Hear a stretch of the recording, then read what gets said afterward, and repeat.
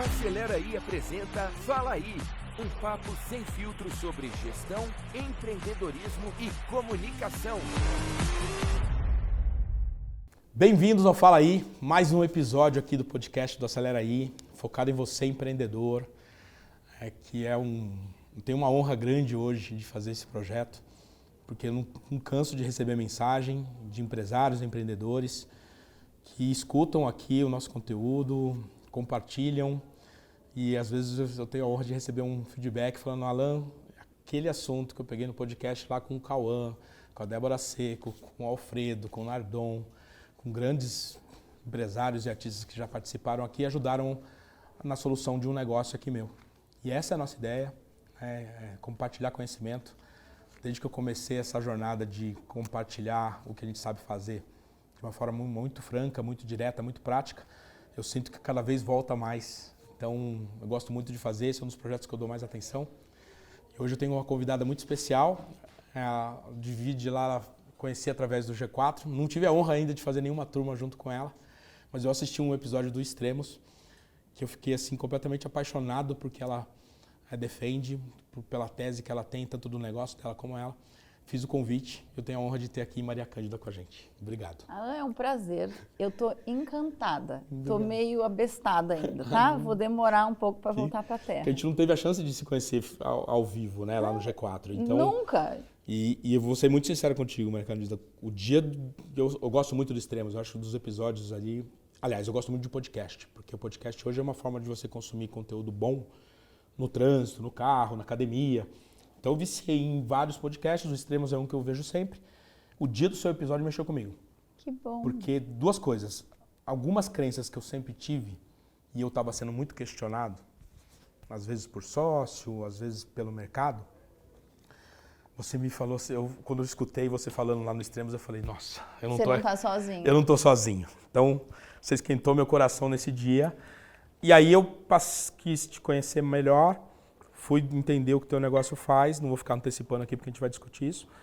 E aí eu falei, nossa, tem um caminho ótimo aqui que já está alinhado com o que eu acredito. E eu comecei a entender alguns fundamentos adicionais.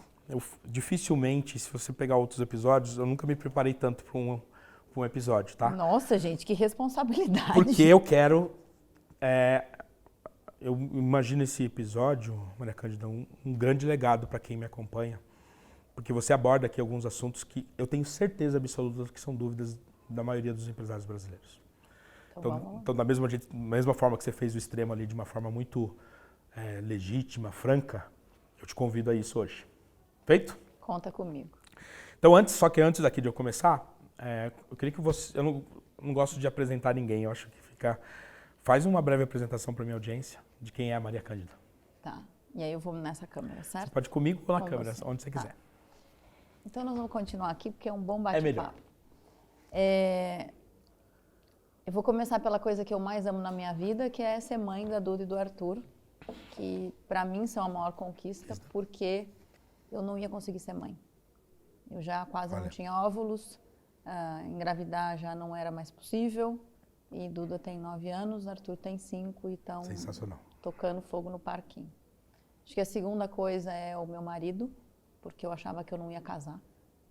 Porque apesar de namorar pessoas legais, eu enjoava e a gente já faz 21 anos juntos. Olha que legal.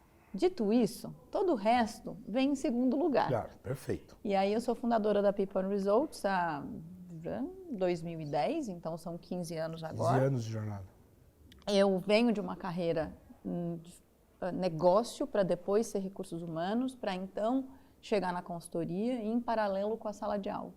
Eu sou professora desde 2012 na Fundação Dom Cabral, depois no INSPER, tive um período de GV e entrei no G4 faz um ano e pouquinho. E é encantador essa mudança do executivo para o empresário. Né? O executivo eu vejo um cuidado, um pisar no... Sabe a coisa de... Tudo com muita escolha de palavra. Ele tem uma tendência a guardar a cadeira que ele senta, né? E aí o politicamente correto, e aí como é que vão me ver, e a minha imagem. E eu acho isso um pouco cansativo. Perfeito. Eu venho de uma família de homens muito fortes que vieram de grandes tragédias. E aí eu sempre sentei na mesa desses homens muito fortes e sem filtro, assim. Se você olhar, meu pai, ele é quase o Shrek. O meu avô, do lado da minha mãe, já muito mais educado, mas veio de muita pobreza e foi aprendendo, apanhando. E aí, quando eu entro no mundo corporativo, eu levei muito cala-boca, porque eu fui sem filtro. Eu fui numa conversa completamente despretensiosa. E sem ficar, vamos ver o ambiente, vamos ler o... Não fazia nada disso. Levei muito feedback, agradeço todos eles, que me ajudaram a ser menos... Como é que é a Fiona do Shrek? Mas o que eu vejo quando eu entro no mundo do empreendedor é, de novo, essa conversa aberta, de kimono aberto, sem filtro, sem dedo. Então, eu falo que é muito apaixonante quando eu tô com essa turma. Até porque, assim, aquele que todo mundo pensa e ninguém fala, lá fala. Lá fala, é isso mesmo. É bárbaro. É isso que me encantou também, porque eu sempre, ou fui esse executivo que você falou, eu tive um diferencial na minha carreira, que foi, eu não tinha nenhum medo de perder a cadeira. Então, acho que isso ajuda muito. A minha carreira acelerou muito, exatamente por isso, porque eu queria realizar. E quando você quer realizar, você tem que passar por cima. Eu brinco, a minha audiência sabe sempre, talvez você não conheça, uma das campanhas mais lembradas da história do varejo brasileiro é o Quer Pagar Quanto da Casas Bahia. Todo mundo lembra, essa campanha tem mais de 20 anos que ela foi pra rua. Se você perguntar hoje na rua, as pessoas lembram. Olha tipo que loucura. Tostines. E ela não iria pro ar se eu respeitasse as regras corporativas, porque o jurídico falou para não fazer, compliance na época falou para não fazer, que podia dar isso, podia dar... Era um monte de não. Eu fui superando todos os nãos para colocar ela na rua. Então, por quê? Essa ousadia, né? Porque eu não tinha medo de perder a cadeira. Então, como executivo, depois que eu virei empresário, isso foi vezes 10. Mas eu nunca tinha tido a chance de ter essa experiência com outros, né? Porque aí já montei minha agência, e aí como prestador de serviço é sempre um jogo diferente. Quando eu entrei no G4 como aluno, porque eu tinha lançado a Acelera I e me senti solitário, né? Porque eu entrei no mundo da tecnologia sem... Como é que eu crio um negócio baseado em tecnologia se eu não entendo disso? E aí eu falei, cara, eu quero conversar com outros empreendedores e lá, aí é essa sensação que você teve. A cabeça faz assim, né? E aí, falou que o G4 ele mexe com todo mundo. É não isso. importa como é que você chegou no ecossistema, mas você não sai igual. E me viciou, aí depois que eu fui aluno em 2020, 2022 eu também virei mentor e por mais que a gente não tenha agenda, deve ser a mesma situação que a tua, sempre que é possível eu abro agenda para estar lá e ter exatamente essa experiência, ver outros empreendedores com o kimono aberto, sem nada. E aqui eu quero começar a nossa jornada de hoje. Tem algumas perguntas para ti. A primeira delas é, extraindo aí da tua tese, a estratégia como rainha, o erro fatal. Eu amei quando eu li isso, que é a gente querer começar pela cultura. Existe um mando de gente aí, consultor que nunca criou nada na vida, que defende que a primeira coisa que você tem que fazer é estabelecer a cultura antes de você ter a estratégia do seu negócio. E eu já fui algumas vezes criticado por isso, e quando eu li você falando, eu escutei, depois me aprofundei e li sobre a sua tese sobre isso, Maria Carolina, falei, gente, que bom, né? E eu queria que você falasse sobre isso para a minha audiência. Claro. É assim, ó. Qualquer negócio, ele só existe se tiver um mercado. Perfeito. Acho que a única exceção são as empresas públicas criadas, mas empresa, né, de pessoas mortais que tem que pagar conta, precisa de um mercado. Se eu não tenho mercado, não tem negócio. Então, a primeira coisa é, que mercado é esse e como é que eu vou servi-lo? E isso tem a ver com estratégia. Então, qual é o caminho que eu escolhi para servir, né, essa figura? E aí, a cultura é como eu faço as coisas por aqui. E o que eu mais gosto é o que as pessoas fazem quando o chefe não está olhando. Então, se eu tenho uma cultura desalinhada da estratégia, a estratégia nem nasce, já morreu. Então, eu preciso que essa cultura sirva a estratégia. O que significa que toda vez que o mercado muda, eu preciso ajustar a minha estratégia. E eu também vou ter que ajustar a cultura. E aí a gente entra num lugar que é, se a cultura é composta de uma série de elementos, entre eles os meus valores inegociáveis, você pode descobrir que os teus valores não têm compatibilidade com o mercado que você escolheu. Eu tive uma aluna há muitos anos atrás do segmento de transporte, de logística, e ela disse, eu entrei neste segmento porque o pai teve uma questão de saúde e rapidamente teve que sair, e ele não ia ter volta. E ela falou, me dei conta, ou me deparei com um mercado altamente prostituído em relação a pagar bola, pagar fiscal e pagar. E ela falou, isso para mim é impensável. E num dado momento ela falou, eu tive que decidir se eu ia continuar e eu ia fazer um jogo limpo ou se eu ia sair daquele mercado, porque me corromper estava fora dos meus valores. Se ela não encontrasse uma forma de fazer isso, porque ela encontrou, né, ela joga limpo e no final ela mostrou que isso é possível, mas se ela descobrisse, ó, não é possível, se eu não pagar bola, se eu não molhar mão de fiscal, o negócio não vai, ela ia ter que sair disso. Então, você tem uma questão do valor inegociável do empreendedor, que precisa ter clareza disso até para falar, isso eu faço, isso eu não faço. E aí, quando eu tenho clareza disso, eu começo a escolher o meu negócio como empreendedor. Mas se eu escolhi o negócio, o que o negócio, aquele ecossistema, aquele mercado, aquela concorrência pede, não me fere, né? Aí eu começo a construir uma cultura que vai entregar essa estratégia. Mas não quer dizer que a cultura está para me servir. Eu estou aqui para servir a estratégia, que está para servir o mercado. E aqui que está o ponto que eu vejo que tem... Não, as pessoas não estão errando, porque eu acho que trabalhar a cultura na empresa é fundamental para ela crescer de forma consistente. Mas eu vejo muita gente falando que a cultura é soberana e que ela tem que ser maior do que a estratégia. E aqui foi o brilhantismo da forma como que você aborda esse assunto. Então, para quem está nos escutando ali agora, me equilibra isso, né? Poxa, eu estou ali, meu negócio está crescendo rápido. Eu vou até traduzir o que aconteceu comigo com o Acelera aí, né? Eu tinha a Pulse, que tinha um negócio já estável, crescendo de uma forma mais orgânica, e aí de repente cria um negócio que dobra de tamanho todo ano, com um ritmo de crescimento absurdo, e eu perdi completamente a cultura ali do negócio, porque também a gente cresceu no epicentro da pandemia via home office. Então você imagina, muita gente contratada que eu nem conhecia. Quando a gente voltou para o escritório, eu percebi ali e eu vivo isso agora, nesse momento, ainda existe um desalinhamento de cultura no Acelera aí, pelo fato dela ser uma empresa de 6 anos, que cresceu muito rápido, diferente da Pulse, que já é um negócio mais estável. E aí muita gente fala, não, você tem que corrigir a cultura. Eu falei, não, eu tenho que alinhar, deixar mais claro para todo mundo qual é a estratégia do negócio, que ainda as pessoas ainda não entenderam, e consequentemente, aí eu coloco os valores e coloco a cultura nisso.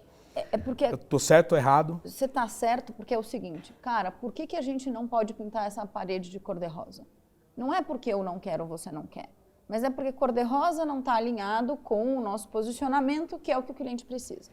Então eu começo a explicar o porquê de cada coisa da cultura a serviço da estratégia. Perfeito. Aí o cara pode dizer, tá, eu entendi. Você está dizendo que a tomada de decisão, por exemplo, não dá para ser top-down, que tem que ser mais participativa. Isso significa que vai demorar um pouco mais. Então, o que eu respondia para o cliente quando era top-down em meia hora, agora eu vou dizer para o cliente, olha, eu vou reunir o time e no final do dia eu te trago um retorno. Pode ser que o cliente fale, eu não tenho esse tempo.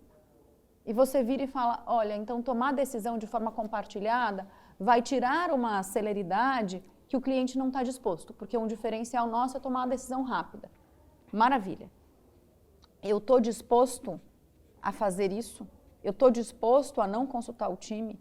Ou eu estou disposto a pensar uma maneira mágica de dizer o seguinte, cliente, não me dá até o final do dia, pensando que é 10 da manhã, me dá meia hora. Pessoal, vem cá, vamos fazer pit stop de Fórmula 1 e vamos resolver. Pode ser que você vai encontrar maneiras de garantir que a tua cultura está sendo preservada, servindo o cliente, mas trazendo o time junto. Porque um complicador aí é, eu cresci. Quando você estava pequeno, era você numa sala, só de, assim, tô no telefone e tá todo alinhado. O crescimento gera uma morosidade natural, que antes se alinhava com 2, ou nem alinhava, fomos almoçar. Só de descer almoçando, cada um no telefone, você escutou o que está acontecendo com outro cara. Sim. Cresceu, vai ficando mais complexo, vai ficando mais lento, vai ficando moroso. E se você não faz esse momento de alinho o time, vai ficando desgarrado. Então, você tem que ter mais agendas de alinhamento de time, o que significa que fica mais lento. E aí, naturalmente, vai virando aqueles elefantes, né? Perfeito. E aí chega uma hora, que eu acho que é um ponto importante, que é, até onde eu quero crescer? Até onde eu quero chegar? Essa pergunta é boa. Porque, às vezes, o crescimento é um negócio do ego. Eu estou num negócio hoje, né? People and Results é uma consultoria que trabalha com cultura e carreira e potencial. A gente está com uma demanda, eu contei para você mais cedo, que eu dobrei o time e não estamos dando conta. Nós estamos agora gravando episódio em novembro, eu não tenho agenda até abril. E não falo isso, olha como eu sou maravilhosa. Não, eu estou pifando. Dito isso, até onde eu quero crescer? Eu quero ficar enorme? Quero ficar lidando com um monte de necessidade de alinhamento de time? Não, eu faço isso no meu cliente. Vou lá, ajudo, saio e vou para o próximo. E às vezes é assim, eu quero ser boutique. É uma decisão lá de trás. E talvez a decisão seja valorizar mais o tempo. Isso. Já que a demanda está grande. Já tem empresa que diz, não, eu quero crescer e o céu é o limite. Maravilha, você quer lidar com a complexidade que vem? É isso. E aí você vai lidar com uma outra variável, que é, eu sou o cara que fez do 0 ao 100, mas eu não vou fazer do 100 ao 1000. É outro perfil. Então, é menos quase que resposta binária, né? Certo, errado, bonito ou feio, e mais depende. Depende do momento, do perfil, do interesse, da vontade. Mas quando eu tenho clareza da minha estratégia, deixo ela clara para todo mundo, até para finalizar a tua pergunta, e aí eu explico como é que é essa cultura, principalmente dos inegociáveis, tá? A gente fala de 2 ou 3 valores, não mais do que isso. Tem uma pergunta sobre isso. Inegociáveis. Gente, daqui para cá é zona cinza e a gente pode discutir, discordar, fazer. Isso aqui eu venho lá do interior, né? Meu pai vem do interior, então eu falo que lá da roça de onde a gente vem, aí mijou para fora do pinico, tá fora. Tá fora. Se a pessoa feriu o valor, não tem, veja bem, não, tá fora. É negociável. E este pedaço é onde talvez as pessoas estejam falando que a cultura é soberana. Mas ela só é soberana se ela está a serviço da estratégia. Se ela não estiver a serviço da estratégia, de que me serve ela ser soberana se o meu barco está afundando porque o cliente não me quer? Perfeito. Vou ser muito transparente aqui hoje porque eu estou vivendo exatamente esse cenário que você passou. Nos últimos 2 anos eu fiquei muito focado no growth. Aí teve uma situação que eu falei, cara, deixa eu rever o processo aqui, dentro do meu negócio. Processo que eu iniciei o Acelera aí lá na fase de scale up, que foi 2023, que em 7 etapas eu tinha o serviço inteiro da Acelera aí entregue, hoje virou 18. E eu não vi acontecer.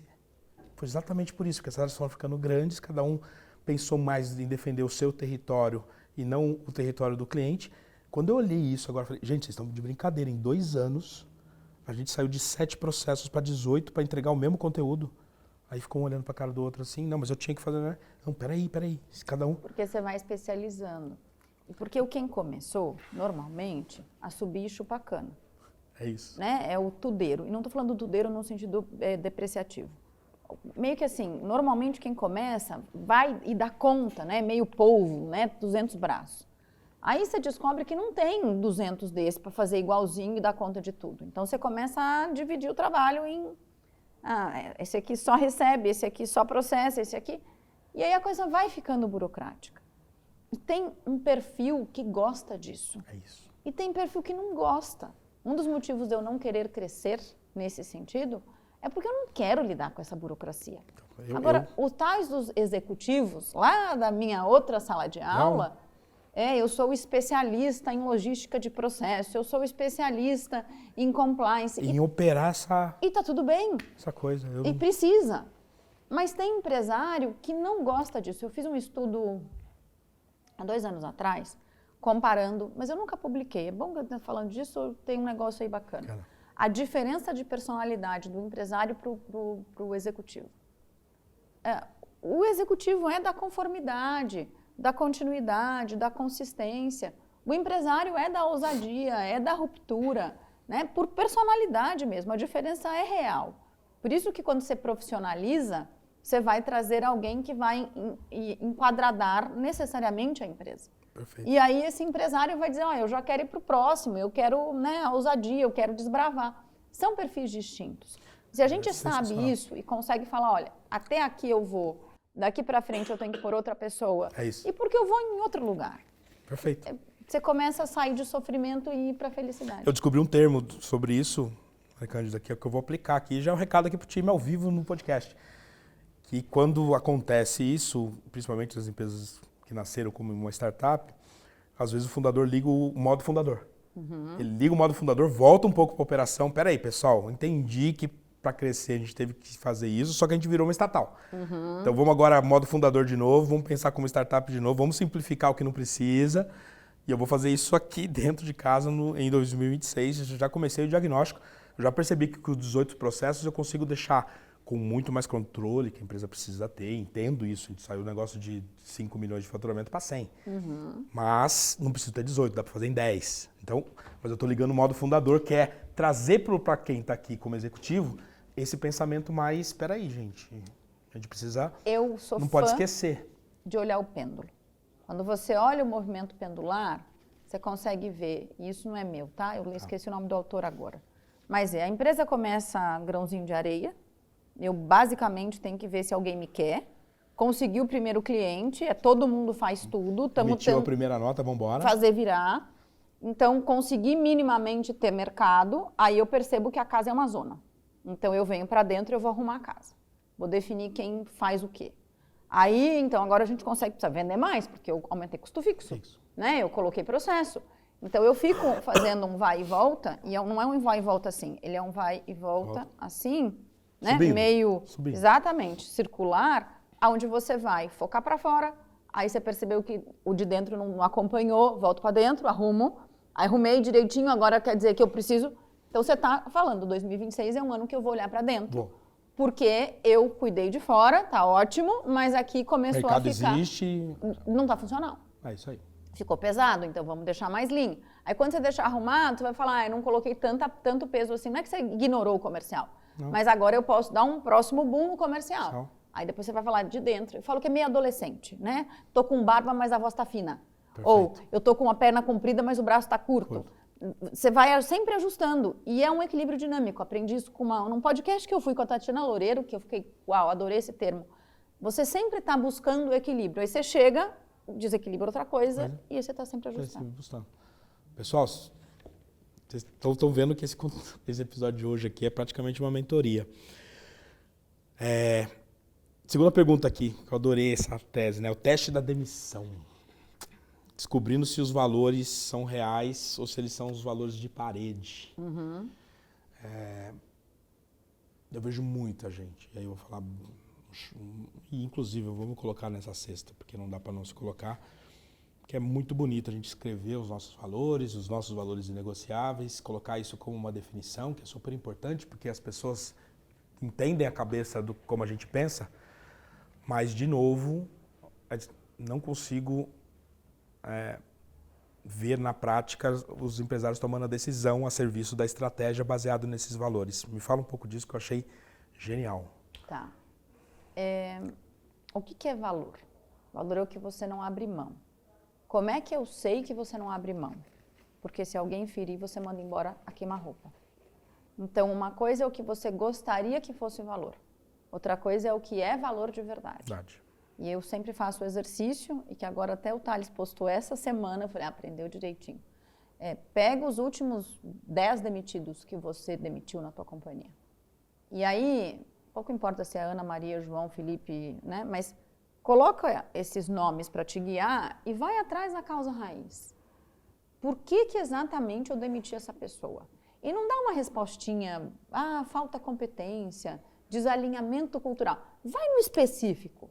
Mentiu, roubou, enganou, falsificou, recebeu o feedback, continuou sem entregar, trazia informação que não era precisa e você sentou, explicou e tinha uma lentidão cognitiva.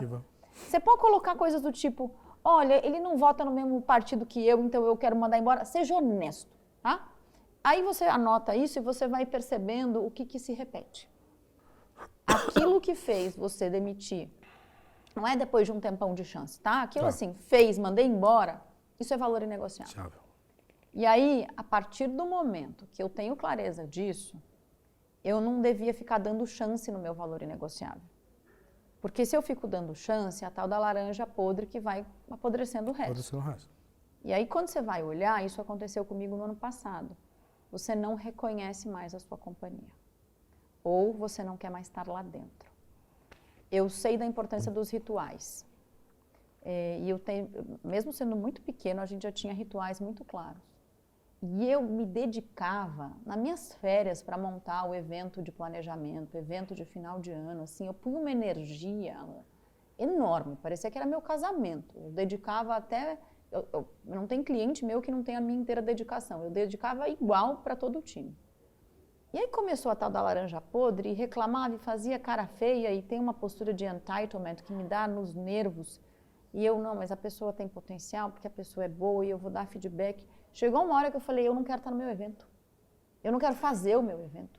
Eu não quero chamar as pessoas, porque o planejamento estratégico do meu time, a gente faz na fazenda da minha família. Eu recebo as pessoas na casa dos meus pais. Sensacional. Chegou uma hora que eu falei, eu não quero ter essas pessoas aqui. Falei, passou do ponto. Passou do ponto, eu peguei... Não, e aí eu estou num processo, justamente, tiramos laranja podres, e agora nós estamos no processo de quando começa alguém, eu falo, deixa eu explicar. Aqui, não. Ah, mas eu falei, não me vende politicamente correto. Tanto que no meu processo seletivo hoje eu pergunto. Eu comunico. Aqui, refrigerante, eu não reembolso. De ninguém nunca. Porque eu sou contra refrigerante, porque eu gosto dos seus joelhos. E eu gosto dos seus ossos. E eu quero você trabalhando comigo por muitos anos. Então, se eu simplesmente fizer vista grossa, eu estou sendo condescendente, né? Estou sendo, não é condescendente a palavra, eu esqueci a palavra Cúmplice. Estou sendo cúmplice, exatamente. Então, eu estou te dizendo que aqui refrigerante não tem. É um problema para você? Porque se for, a gente nem continua o processo seletivo. E aí, quem não quer isso, já nem continua no processo seletivo. Lá atrás, com aquela história, mas veja, esse não é assunto que se traga, o que as pessoas vão pensar?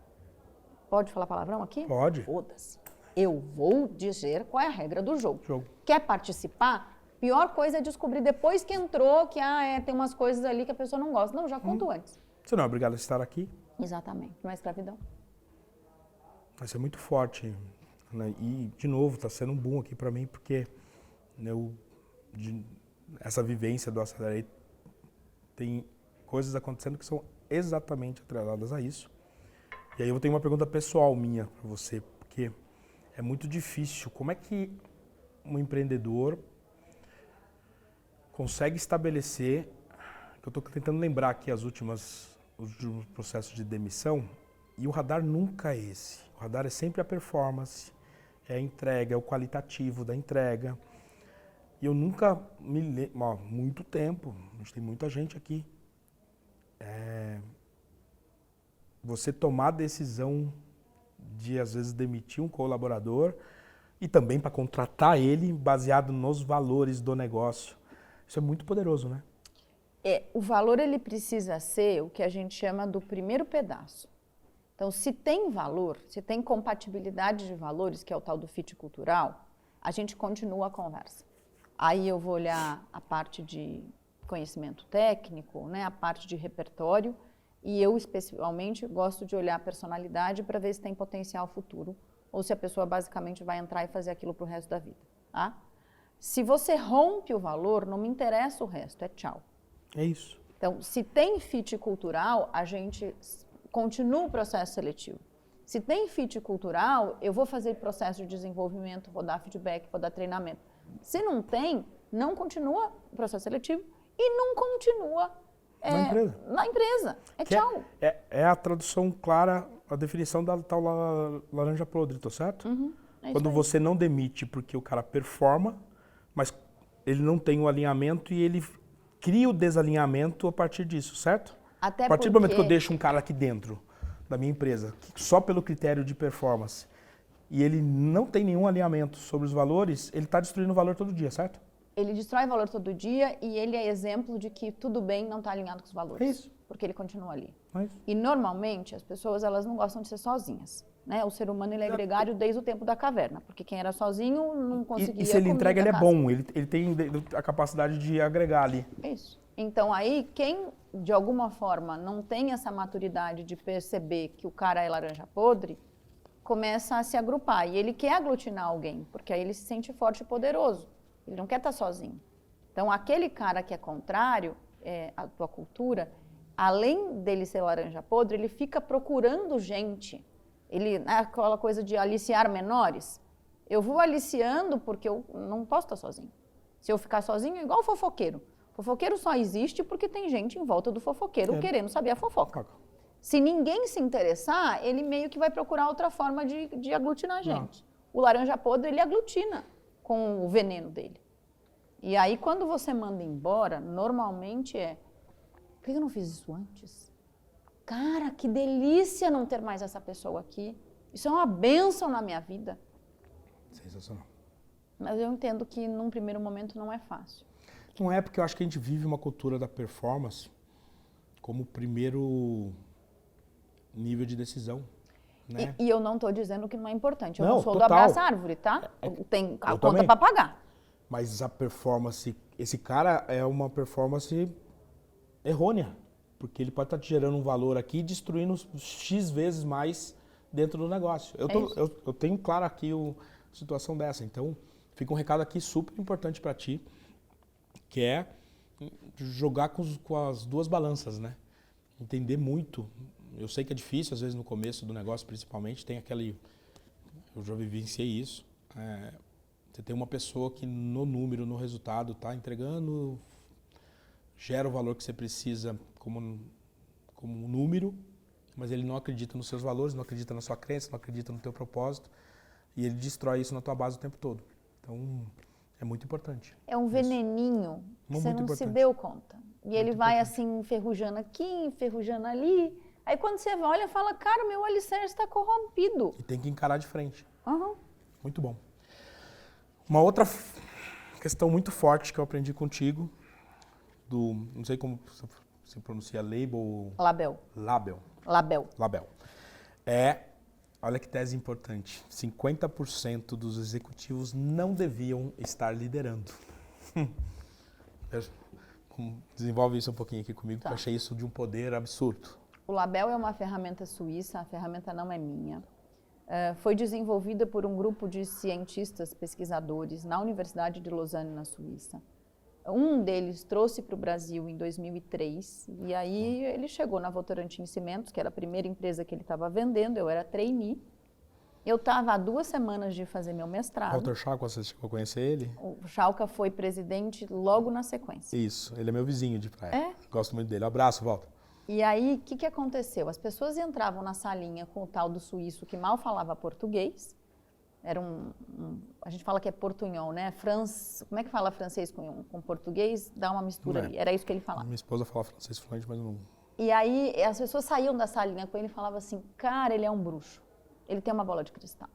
Não é possível que esse cara falou a meu respeito. É impressionante. Falava para mim, eu dizia, interessante, eu estou indo para fazer o mestrado e não prestei atenção. E aí fiz mestrado, 1 ano e meio no COPEAD no Rio, depois 6 meses na Holanda, volto para o Brasil e assumo a operação de um negócio que tinha vindo do 0 a 300 mil em processamentos, que era a métrica de operação do negócio, em 7 anos, e estava despencando na mesma velocidade, porque tinha um turnover de 60% ao ano. Uau. Numa empresa de serviço, isso é fecha a porta e vai embora. Fecha a porta e vai embora. E eu entrei para ser a head de RH, com reporte para o CEO, onde não tinha nenhuma métrica de nada. Então, eu precisava criar indicador, competência, avaliação, feedback, treinamento. Só que eu tinha todo dia 6 pedidos de demissão. E a história é assim, eu tenho um supervisor pedindo demissão, eu tenho 3 analistas sênior. Quem que eu promovo? É no vento? É quem é bom de garganta? Falei, eu preciso de uma ferramenta que me ajude a tomar decisão. E aí eu comecei a investigar as ferramentas do mercado. E aí um cara que era o nosso conselheiro falou, tem uma ferramenta suíça. Eu falei, do cara da bola de cristal. Pus na lista. Legal. E comecei a investigar o que tinha de ferramenta no mercado. E foi assim que eu descobri a diferença entre ferramenta que olha comportamento aprendido e personalidade, que não é a mesma coisa. Personalidade é o nosso núcleo duro formado na primeira infância, uma vez formado, a menos que você tenha a situação de trauma, a personalidade ela é estável. O comportamento aprendido, você vai, foi aprendendo a respirar, escolher as palavras. E por que personalidade faz tanta diferença? Se eu tenho um desafio compatível com o meu natural, eu nado a favor da correnteza. Se eu tenho um desafio que vai na contramão, por mais que eu me esforce, aquilo lá vira sempre um peso. Quando eu penso na minha carreira, eu tenho um acidente de quase morte, que eu tive problema de memória, enfim. Eu era trainee na Price.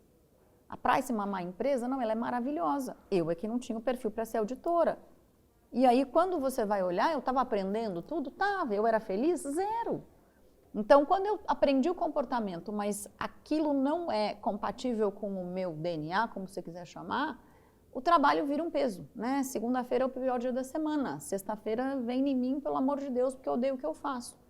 E quando eu tive esse acidente de quase morte, eu entendi que a gente precisa escolher desafios que, por mais que eles sejam provocadores, mas eles têm que ser inspiradores. Porque tem a ver com, tem match com quem você é. E aí eu fui entender que as ferramentas, por exemplo, são altamente manipuláveis. Você não sabe se a pessoa disse o de verdade ou se o label consegue ver isso. Olha. As ferramentas são simplistas, elas vão de 4 a 30 características, o label me traz 102. As ferramentas olham um modelo psicológico, o label combinou 15, ele não inventou nenhum, ele pegou 15 super robustos e combinou para chegar nos 102 traços. As ferramentas são de tipo, que basicamente se você está um pouquinho para a direita ou muito, direito para cá, né? Um pouquinho para a direita ou muito para a direita, ele cospe o mesmo relatório. Claro, uma ferramenta de traço, ele vai olhar a especificidade do teu resultado. Então, você começa a ir para uma profundidade de mapeamento daquele indivíduo para poder chegar e dizer, olha, você está trazendo, tem potencial para isso e ponto. Tem potencial para isso e para mais. E aonde é mais? E aí, quando a gente chega naquele recorte que viralizou e essa loucura toda, é porque a gente foi medir as características essenciais para qualquer tipo de cadeira de liderança. Não interessa se é supervisor, coordenador ou gerente, se é marketing, RH, tem lá 3 clusters que são fundamentais. E quando eu fui olhar, 50%, e aí eu acabei de aumentar essa base de estudo, a gente chegou em 51% para ser bem preciosista, dos ocupantes de cadeira de gestão, de supervisor até diretor, nunca deveriam estar na cadeira. Uau. E não é que vai treinar e daqui 20 anos, não, eu estou falando de núcleo duro, não estou nem falando se ele está preparado ou não, mas o alicerce da construção não suporta os desafios. E a gente lança na segunda-feira a próxima edição do Observatório de Liderança, a primeira edição veio esse recorte, com alguns outros, mostrando como é que o fato de você colocar na cadeira está repercutindo em burnout, em depressão, e repercutindo em toda o derretimento do lado emocional. Impressionante. É muito triste, na verdade. Eu tive, não sei se chegou a conhecer, depois eu não tive mais contato com essa ferramenta. Era uma ferramenta americana que chamava PI, Predictive Index. Sim. Foi na época que eu fiz o growth absurdo da Casas Bahia, a gente triplicou de tamanho em um ano e a qualidade dos vendedores ficou muito ruim. E aí eu fui buscar uma solução na época, que era entender exatamente qual que era o comportamento comum dos vendedores de sucesso. Para ser o gabarito. Para ser o gabarito. E aí chegou numa triste notícia que o perfil de 102 perfis, que era do PI, acho que era isso, só o 10, eu lembro até o número, só o 10 e o 25, eu era um 25, perfil 25, eu até falo que eu sou vendedor até hoje, que tinham essa base sólida que, se ele tivesse nessa função, ele ia performar 3 vezes mais do que a média, só que eram só 5% dos candidatos que a gente ia entrevistar que tinha isso. E aí, na época, a gente teve que fazer uma segunda conta, que era, então, quais são os perfis secundários que eu posso desenvolver para chegar perto desse perfil ideal? E aí, o meu universo foi para 30% dos entrevistados. Mas e o fato de eu ter, e foi muito novo isso, imagina que eu fiz isso em 2000. Estava começando. Foi transformador, porque eu consegui ter uma equipe muito mais homogênea na época. E eu tô me chibatando aqui, porque eu não faço isso hoje, com o meu próprio negócio. É a próxima lição de casa. Esse episódio aqui tem um monte. Aqui, essa você já respondeu durante. Eu queria que você entrasse um pouquinho, eu sei que aqui é rápido, mas eu queria inspirar, e provavelmente vai ter mais gente querendo falar contigo depois, mas na tese das 5 camadas, que a importância, né, dos detalhes, né, da vaga da garagem, da posição dentro do escritório, como que isso também reflete na cultura, mas o que é o mais importante dessas 5 camadas, na forma, eu sei que aqui a gente está muito rápido no podcast, mas para deixar a nossa audiência aqui inspirada em ir conhecer mais. Tá. As 5 camadas é a forma de organizar o que a gente chama dos vários elementos da cultura, né? É uma forma que o Hofstede, um holandês, que foi uma grande referência, a principal referência em organizar e estruturar a cultura, ele organizou, né? Quando a gente olha para o mais importante, tem a ver com o que a gente chama das 3 alavancas fundamentais. E aí, nessa hora eu sempre ganho tomate, então eu falo, deixa eu acabar a frase. A primeira, você vai falar, mas a gente já falou sobre isso, mas é aqui mesmo. É a seleção dos iguais. E não do ponto de vista demográfico, mas do ponto de vista de negociáveis. A segunda é a promoção dos aderentes. Então, quando eu promovo um cara que é muito bom com o time, mas ele estoura orçamento, eu estou comunicando sem falar uma palavra que orçamento pouco importa, né? O resto a gente passa por cima, desde que você cumpra o primeiro quesito. E a terceira é a demissão dos inaceitáveis.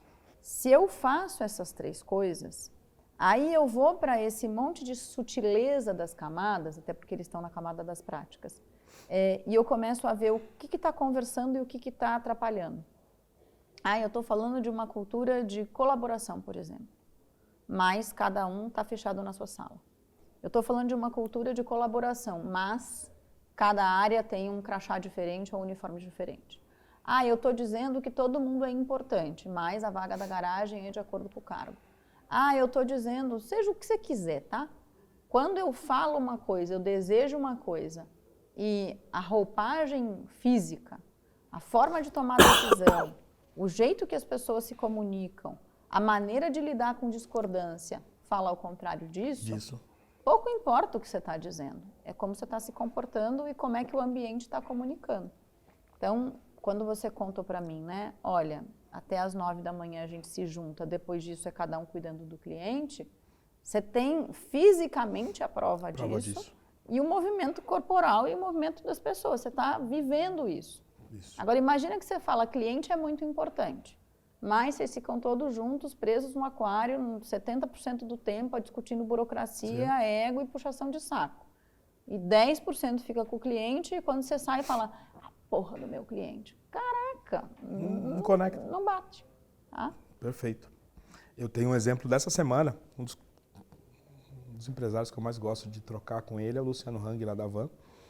E ele estava fazendo uma cirurgia aqui em São Paulo essa semana. E eu tinha ido fazer um painel lá no RD Summit para o Canva.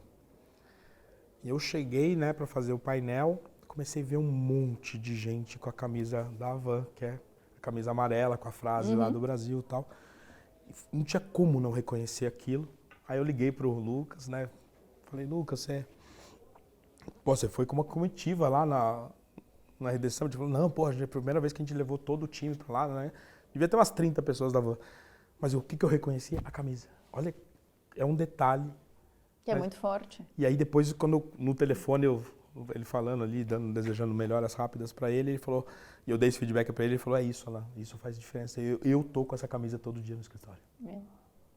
E aí a pessoa que não se afina, não se alinha... Porque no mundo de hoje, o cara até quer estar ali num evento desse, é uma camisa Hering, com uma frase do nosso país. Isso é cultura muito forte. E é um exemplo simples, né? Então, a camisa, no caso deles, é um símbolo. O ir todo mundo vestido junto... É o segundo símbolo. E ele entra num ritual. É. Porque faz parte dos nossos momentos juntos estar com a camisa, e a camisa que está dizendo que a gente defende o Brasil. E o fato do próprio fundador usar a camisa, porque às vezes o fundador fala, isso é importante, mas eu não visto. Eu não uso. Não é. Uau! Aqui também eu gosto muito. Como é que a gente pode quantificar para o empreendedor, Maria Cândida, a cultura como arma competitiva? Tá. Tudo a gente copia. Deixa eu só complementar aqui, porque eu já vi grandes empresários falando que, ao meu momento, eu não vou investir nisso porque não é diferencial competitivo para mim. Eu já vi CEO grande falar isso na mesa. Isso é tiro no pé, porque então, é a mentalidade lá de trás que a cultura é papo de RH. Isso. E é papo de abraçar árvore. Isso. E não é. Por quê? Você copia o banco. Fui no mesmo banco, sou cliente do mesmo banco. Como é que é a linha de crédito? Certo. Você copia software, todo mundo compra qualquer software. Você copia agência. Eu vou também na mesma agência. Você copia imobiliário. Você copia o prédio. Mas você não copia. Você copia a campanha de marketing. Você copia as cores. Sim. Você copia, mas cultura você não copia. E aí eu gosto muito de relembrar, porque o povo deu uma esquecida, o que a maioria dos empresários queria fazer até uns 10 anos atrás, talvez um pouco menos, quando falava em, eu preciso dar um choque de gestão na minha companhia. Eu queria pegar um ambeviano. Vou trazer alguém com a cultura Ambev para vir aqui Eu e lembro dessa fazer, né, esse... E um monte fez isso. E são poucos os casos que deram certo. Tentando lembrar a consultoria que ancorou muito nisso. Tinha uma consultoria que era especialista nisso. Falcone. Falcone, isso aí. Ela cresceu muito nessa época porque ela defendia que ela trazia o processo Ambev para o teu negócio. Eu adoro a Falcone. E eu adoro a metodologia deles e eu acho que ela faz uma coisa que não é só Ambev, tá? Mas eles andavam muito juntos nessa época. Um cresceu com e pelo outro. E a gente tem um cliente agora que está implantando o Falcone e não tem nada a ver com cultura Ambev. Ele simplesmente usa os métodos, processos, rituais de gestão, uma questão de meta, orçamento base zero, a coisa de rodar PDCA, de tudo ter plano de ação, de ser metrificável. Gestão. Mais do que modelo Ambev. Mas naquela época, como quem tinha era Ambev, ela era a referência disso. Aí você vai lá, pega o executivo, traz, e aí ele fala, não, esse custo nós vamos cortar, esse seu tênis não dá para ser assim. Epa, chefe, esse seu relógio... Opa, você veio mexer no meu queijo? Não te quero aqui. E aí você começa a perceber, primeiro, a cultura não está aqui para te servir, a gente falou disso mais cedo. Segundo, você é vidraça. O que você faz como empreendedor está todo mundo olhando. Então não dá para falar, olha, eu vou tirar privilégio dos outros sem tirar o meu. Você tem que ser referência, um pouco do que o Zema está fazendo ou fez em Minas Gerais. Perfeito. O básico dele é eu sou exemplo. Adoro o Zema. A terceira coisa aqui é que a cultura, não existe uma cultura certa e uma errada, ponto. Ela tem que servir a tua estratégia. A tua estratégia é diferente da minha, eu vou ter uma cultura diferente da sua. Vamos pegar um hospital. Dá para falar de faca na caveira? Sangue no olho? Não. Você quer uma gentileza e um acolhimento no hospital e na escola dos seus filhos lá com 5 anos de idade, que você não quer num banco de investimento. E essa noção, normalmente a gente não tem. Quando eu entendo isso, cultura não é papo de RH.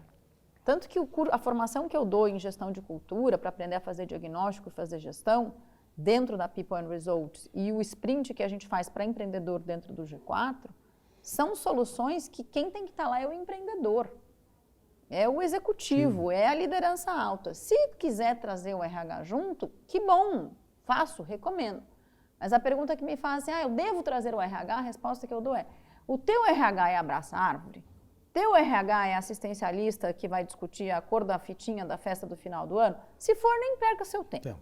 Agora, se é um RH porreta, que entende de negócio, concorrência, mercado, cliente, discute estratégia de igual para igual, pode trazer. Porque aí ele vai ser aparelhado, você está aparelhado junto e aí não tem para ninguém. Então, sim, se você não cuida da cultura, você está pegando a única coisa que te distingue para sempre do teu concorrente e negligenciando. Perfeito. Nossa, um boom aqui na cabeça. Eu não vou conseguir fazer todas as perguntas, a gente já está faltando 10 minutos. Tenho a última aqui sobre as perguntas, depois eu tenho o meu roteiro. Eu só vou conseguir fazer o meu roteiro tradicional em 10 minutos. A gente tem um pouquinho mais de tempo se você precisar. Tá bom. Tá? Os sinais, uma coisa que me chamou muita atenção, também eu estou vivendo aqui, os sinais silenciosos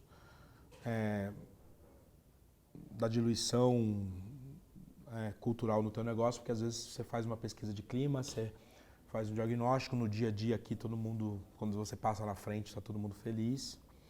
Mas como é que o empreendedor ele tem esse diagnóstico desse sinal silencioso do colapso cultural do negócio dele? Que é a minha sensação, tá? Estou trazendo essa pergunta porque eu tenho essa sensação hoje, que pelo fato do crescimento ter sido muito rápido, por eu ter saído um pouquinho da linha de frente, ter focado muito no ambiente externo do projeto e deixei o lado de dentro um pouquinho não tão prioritário como eu fazia no começo. Eu sinto que porque você lembra, você foi para fora, agora você está vendo que tem que voltar para dentro. Mas eu não acordei, eu acordei depois. Como é que eu consigo ver, quando eu li sobre esse assunto do sinal silencioso do colapso cultural, eu falei, cara, eu poderia ter enxergado isso antes. Como é que a gente ajuda aqui, quem está me assistindo, a identificar esse colapso antes do tempo? Tá, vamos voltar para os valores. Perfeito. Tá? Começa lá. Começa lá. Então, quais são meus 2 ou 3? Tá. Aí pega a lista, se não tiver muita gente, pega a lista dos seus mais próximos, depois você vai chegar até a ponta. Essa pessoa aqui vive os valores? Eu tenho dúvida. Pessoa 2, vive os valores? Eu tenho dúvida. Se você olhou 20% das pessoas e na maioria você tem dúvida, virou laranjada. Eu falo que suco de laranja não tem água. Laranjada é quando a coisa vai ficando aguada, você vai pondo água. A diluição da cultura tem um pouco disso. Isso. A cultura era tangerina, né? Ali super concentrada. Fui crescendo, não prestei atenção, vai diluindo, porque a minha barra de entrada vai ficando... Cara, contrata, cadê a pessoa? Eu estou aqui em cooperação, preciso de gente. Né? Como é que o RH não me manda gente? Eu tenho aqui 10 currículos. Mas, normalmente, quando você cresce com muita consistência cultural, você cresce mais devagar. Porque para você pôr alguém para dentro, cara, se não passar em todo o crivo, eu não trago. Perfeito. Então, você tem uma coisa do que eu vou abrir mão. Eu vou ser mais flexível com a consistência cultural, em nome de crescer mais. Depois eu volto e vou fazer um pente fino e vou demitir. Ou não, eu vou crescer mais devagar, mas é porque eu quero garantir consistência cultural o tempo todo. Não é que eu trago o Google sempre, tá? Mas eu acho que esse pedaço do Google é importante. Se você olhar os vários primeiros anos do Google, eles tinham para qualquer vaga 8 etapas de entrevista. Por quê? Para garantir a consistência cultural. A Amazon também fazia a mesma coisa. À medida que eles foram ficando muito grandes, isso não era mais possível, e aí foi diminuindo e a consistência cultural vai caindo. Então, vem a história de novo, até onde eu quero crescer. O custo do crescimento. Eu quero abrir mão ou não quero? O que para mim é inegociável? E eu vejo muito de um movimento de permissividade no mercado de maneira geral, o nivelar por baixo. Total. O coitadismo. Então, uma coisa é você ter um problema. Lá atrás você não podia falar de problema. Você não podia falar que você estava com depressão, ansiedade, tristeza, síndrome do pânico, nada disso. Agora todo mundo pode falar, que eu acho ótimo. Mas não use isso como uma justificativa. Para mim é o seguinte, você está com problema de qualquer uma dessas naturezas, que bom que você confia em mim para trazer, fico feliz que você esteja olhando para isso. Mas você está cuidando? Ou simplesmente você está usando tipo bolsinha tiracolo e dizendo, eu sou ansioso, então pronto, tenha paciência comigo. Cara, tem tratamento. Eu venho de uma avó que foi atropelada aos 25 anos. Ela teve a perna esmagada, ela estava grávida de 8 meses e ela perdeu o bebê. Então ela perde o bebê e a perna. Numa condição de vida bastante simples, tá? Quando alguém vem dizer para mim, mas é porque você não sabe o que é ter dificuldade, eu falo, eu sei. E eu vi a minha avó, mesmo com tudo isso, ser até o último dia da vida dela incansável em aprender, em trabalhar, se superar e ajudar os outros. É isso. Então não é sobre o limão que a vida te deu, é a limonada que você fez. Eu vejo um lugar para o coitadismo, eu nem sei se essa palavra existe, que lá atrás não existia. E eu acho que o coitadismo está levando a uma geração muito fraca. Gente que qualquer coisa se melindra. E aí quando você vai ter uma conversa mais dura, o povo já, não quero. O que eu estou vendo agora, a gente vai falar sobre isso na segunda-feira, os canais de compliance e denúncia, agora eu mando tudo para lá. Em vez de eu ir lá e ter uma conversa segura, séria, firme com você, delega o problema. Eu vou lá. Os canais de compliance não levam quase mais nada a sério, porque é um monte de melindramento. Aí o cara fala, o canal de compliance não me escuta. Será que não te escuta ou não é para você levar lá? Não é para você levar a denúncia pesada. Pesado. Mas é porque o cara falou de forma mais dura. Desculpe. Gente, nós estamos aqui como adulto ou um monte de criança? Nossa. Então, nessa lógica toda, quando a gente olha para essa permissividade, né, e tudo eu tolero, e tudo eu compreendo, e tudo você tem que pensar 2 vezes, e vão me cancelar, e o que vão pensar de mim? A sua cultura vai diluindo. E ela vai ficando fraca. E aí você olha para ela e fala, não me reconheço mais. Perfeito. Eu sei que o Thales é bastante polêmico, Sim. mas eu adoro o fato de que ele é absolutamente sincero. Autêntico. Se você quer estar lá... Pode gostar ou não. Exatamente. Mas ele Essa é a aquilo. regra do jogo. E no meu ponto de vista, quando você vai sair do... porque ele falou isso, eu não concordo. Tá, mas... então eu cancelo ele. Vai estudar o que ele estudou. Eu tiro o chapéu para ele com muita frequência. Quando você sai da primeira frase, eu não gostei. Pergunta para ele por quê. O embasamento dele é de uma profundidade que eu vejo pouquíssimas pessoas. E tudo bem não concordar. Mas não, eu acho esquisito. Mas sem argumento. É isso. Assim, eu sou apaixonada por aprender. Quando a minha vida começa a diminuir o nível de aprendizado, eu quase que assim, tá muito sem graça. Falei, bom, se eu não posso conversar com quem eu conheço, como é que eu vou fazer isso? A partir disso, eu comecei um processo de investigação política e econômica, comecei uma pós-graduação no Instituto Mises para aprender sobre a escola austríaca, para aprender sobre anarcocapitalismo, libertarianismo, mainstream de economia. A partir disso, criei um curso dentro da Fundação Dom Cabral, uma disciplina para os cursos executivos, falando de comunicação em mundo polarizado. Por quê? Porque eu percebi que por preguiça ou por comodismo, a gente não sabe falar sobre temas polêmicos. E a gente simplesmente fala, tema polêmico, eu não me envolvo. Só que quando você não se envolve, que não é eu estou aqui para convencer você do meu ponto de vista, quando eu não tenho a capacidade de me conta e deixa eu entender, e a humildade intelectual para isso, eu me mantenho com a capacidade menor que da IA. E como é que eu vou fazer frente num mercado se eu não tenho variável para ter pensamento crítico? Repertório, senso crítico. Pois é. Então eu tenho brigado muito por isso, por conversas mais instigantes. Não quer dizer que elas são confortáveis. Nunca será, mas não precisa ser briga. Não, é aumento de repertório. É isso. Tem um cara chamado Augusto Townsend, um peruano, que foi por ele, por um TED, alguma coisa, TED Talks que ele fez, que eu comecei a ver qual era o caminho, o começo da saída.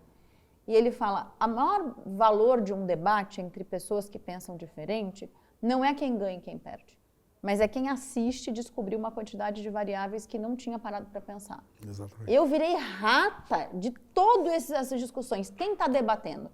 É gente com profundidade ou é um monte de achismo? Cara, eu assisto loucamente, eu vou para todas as minhas ginásticas, caminhão, corrida, escutando isso. Sensacional. E aí esse lugar a gente pode levar para dentro das empresas. Ter culturas de questionamento, de profundidade, mas não de permissividade e nem de nivelar por baixo. Perfeito. Porque isso super recado afunda. aqui. Eu estudo muito política também, porque eu acho que a política ensina muito sobre comunicação. Não trabalho, não tenho nenhuma conta pública por uma premissa minha, uma coisa inegociável minha.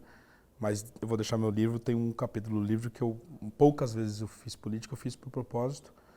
E fiz exatamente onde a gente pôde colaborar muito, foi exatamente nisso, de você estar disposto a, não por um comodismo, por uma moda, você aceitar que você vai fazer trabalho em cima de uma rejeição de um outro candidato, que a gente está discutindo isso. Né? E sem ter convicção do que você gosta. Você discute a rejeição. É sobre o que eu não quero, mas e o que você quer? É isso. E o que você sabe disso? E o case que eu deixo no livro é exatamente sobre isso. Já quero ler. Quando a gente trabalhou sobre o que quais eram as entregas, foi um sucesso. As pessoas entendem quando você faz de um jeito certo. Então, que incrível. Gratidão por todo esse compartilhamento. Vamos para a retinha final aqui. Tem uma pergunta que eu sempre faço, Maria Cândida, que é, eu gosto do meu convidado falar um que de uma forma também sem filtro, tá? Quase como um feedback. O que você entendeu, o que você viu, o que você acha do nosso projeto, do Acelera Aí. Eu tive a chance de contar muito rápido, mas eu queria muito te escutar sobre isso. Alan, quando eu não gosto, eu falo que eu não gosto, Eu tá? sei, por isso que eu tô te perguntando aqui. E não vai ter corte, hein, gente? Eu achei impressionante como é que você pega algo que era inatingível para 99% das empresas e você torna isso possível para o menor dos empreendedores. Então é um negócio que você fala, revolucionou. Ao mesmo tempo tem um cuidado de garantir quem que eu estou colocando, porque sim, é fundamental isso, senão o projeto morre. E você mata a fonte de tudo. Exatamente. Que é a autoridade que o artista pode emprestar. Ele não vai colocar porque ele vai queimar. A questão da reputação dele é o mais importante. Então a gente tem que cuidar muito. Você fez um negócio que assim, eu fiquei, uau, isso é incrível. E dentro de uma leveza no ambiente, sabe? De uma coisa tão gostosa. Você entra e sai daqui com energia limpa. Você entra e sai daqui leve, né? É trabalho sério, mas não é máquina de moer carne. Então é uma delícia isso. A gente sabe que a gente tem muita coisa para corrigir ainda, acho que isso é o mais importante. Mas escutar você, que é especialista nisso, falar isso para mim me dá uma energia extra. É uma delícia, eu fiquei encantada. Obrigado. quase que um mundo que eu não tinha visto como é que ia juntar. Você juntou o injuntável. Isso é incrível. Até hoje, para você ter ideia, não tem. Eu procuro toda... eu sinto falta de ter um concorrente que faça exatamente igual e eu não tenho. Porque faz a gente crescer. É, eu adoro concorrência. E eu falo que eu tenho um mato alto sempre na minha frente, porque ninguém passou antes por onde eu estou passando. E é difícil, é muito difícil. Mas a gente segue aí firme. A gente teve a chance de contar em Harvard esse ano o case, e eu sempre defendia, isso é legal compartilhar contigo, que a gente era o Netflix da publicidade. Aí um outro falou, não, você é o Airbnb, porque, poxa, hoje se eu quiser passar o final de semana numa mansão, eu consigo. Eu falei, é uma visão diferente. Se eu quiser ter acesso à Glória Pires, eu consigo. Consigo, então Sim. também era uma visão, mas aí veio um aluno brasileiro lá de Recife, que está no MIT, brasileiro. Ele falou, não, Alan, você nem se ligou ainda no que vocês estão fazendo lá. Eu falei, fala. A maioria das startups unicórnio brasileiras, elas são muito eficientes, mas elas não são uma ideia original, elas é uma ideia que eles transformaram, colocaram tecnologia. Não, o seu é original. E ele falou, você pode ser o primeiro unicórnio brasileiro com uma ideia original. Autoral. Uma ideia original. Aí eu falei, cara, olha que legal a É visão. espetacular o que a você visão está fazendo. diferente. Espetacular. Obrigado pelo feedback. Eu fiquei encantada. Tem mais uma pergunta que faz parte do nosso roteiro, que é o falar invertido. O que é o falar invertido? Você faz uma pergunta para mim agora. Eu não preparo justamente para isso. Quero que você... Qualquer curiosidade. Momento que você pensou em largar tudo. Oxe, Já teve isso? muito boa essa pergunta. Não teve um momento só, não. Eu acho que a gente passa por tantas... 2022 foi um momento. Um dos. Porque eu apostei muito num caminho, trabalhei por esse caminho e fiquei meio com vontade de não acreditar mais no país. Depois eu entendi que apesar de quem estiver lá, a gente vai sempre fazer a diferença e vamos que vamos. Mas o momento mais duro foi o a criação da Acelera.i. Eu tinha a Pulse, um dos clientes que era muito representativo, mais de 50% do negócio, da noite para o dia, vende a operação, quem assume colapsa o negócio muito rápido, entra numa RJ, além de eu perder o cliente que era muito faturamento, deixa uma dívida grande nessa RJ, que o meu caixa não estava preparado para isso, e eu praticamente perdi o negócio do dia para a noite. Ou seja, você tem que ter os seus ovos em várias cestas. É isso. Não, e foi a decisão de trazer escala para uma indústria que nunca teve, foi a origem disso. Falei, cara, eu não vou mais transformar minha experiência e deixar ela concentrada em poucos clientes. Vou pegar o que eu sei fazer e escalar. Não sei como, mas eu vou... Meu primeiro cliente era 42% do meu faturamento. E eu falava, é tão quentinho aqui. Mas toda a lição que eu tive de empreendedor era um pouco parecida com isso. E eu passei um final de semana, Maria Cândida, desistindo do negócio. Então, vou mandar 80% embora, vou enxugar, vou não sei o que, né? E na segunda-feira eu fiz o contrário. Fiz exatamente o contrário. Em vez de demitir 70, a gente demitiu o mínimo. Peguei o time que estava ali pronto, culturalmente alinhado, tudo. Falei, cara, não posso perder isso. E a gente virou para essa estratégia e foi o que deu origem ao Acelera.i. Então, legal. O momento de desistir, a gente acabou transformando nisso. Você pivotou no meio da maior dor. Foi. Que legal. Foi muito difícil. Obrigado. Eu te agradeço muito. Compartilhar adorei com tanta sinceridade, com tanta... Eu conheço muita gente que às vezes não entrega tudo. Você não... Como eu te estudei, você entregou tudo. A audiência, muito rico, pessoal, que a Maria Cândida fez com vocês hoje. Eu queria muito que você deixasse como que as pessoas podem te acompanhar, te seguir, e quem está escutando quiser saber mais sobre o negócio contigo, entrar em contato contigo, como é que eu te encontro? Tá, acho que tem o nosso site, né, peopleandresults.com.br, Instagram é mariacandida.peopleandresults, LinkedIn Maria Cândida Balmer com o Azevedo. Eu acho que tá bom já, né? Acho que sim. É isso que tem. E aí tem o time todo, a gente tem várias... Se o cliente for da Acelera.i, se ele quiser mandar uma mensagem ali, sou da Acelera.i, escutei o Fala Aí, eu vou te provocar aqui, é minha função, sou um vendedor. Então, se ele te mandar uma palavra-chave que ele vai ter acesso ali a alguma coisa especial para conversar com o seu time... Ele escreve painel e a gente coloca ele no próximo painel para conversar sobre o Olha Abel. só, gente, arranquei aqui. É. No começo da conversa ela não queria fazer nada. Então manda lá para um dos canais da Maria Cândida a palavra painel. Que você vai ser convidado para participar, vai ser riquíssimo. Vai ter um segunda-feira agora? Esse de segunda, Nessa não? segunda-feira a gente tem a segunda edição do Observatório de Liderança. Tá. E aí ele é quando a gente traz os recortes inéditos, mostrando como é que é a verdade dos executivos e quais são as tendências de liderança para 2026. Uau. Esse evento é aberto? Aberto das 19 às 20h30 Mas eu no já nosso canal do YouTube. Esse eu já vou estar lá. Então, Não te vamos espero. perder. Se o episódio vai sair depois, vamos fazer um recorte disso e vamos publicar no perfil da Acelera aí para as pessoas não perderem isso, não. Tá bom. Gratidão, cadê o presente da... Ainda ganho presente? Óbvio. Eu tô muito mimada, gente. Que é sempre com muito carinho, uma lembrança Obrigada. para você não esquecer. Ai, Eu sei que que você já participou de lindo. vários. Que lindo, gente. Tem aí esse troféuzinho para você não esquecer que você participou aqui do Fala Aí. O Tem- seu livro. tem o meu livro. Adorei. Eu acabei não te contando, eu trouxe essa revista para o Brasil junto com o Cauã e o Luciano Ribeiro, são meus sócios. A Esquire é uma revista uma marca, né, tradicional dos Estados Unidos, nasceu em 33. Hemingway começou a escrever Super nela bonito. Nossa. e é uma revista masculina que tem a ousadia de fazer uma revista impressa para falar só com o público masculino no Brasil.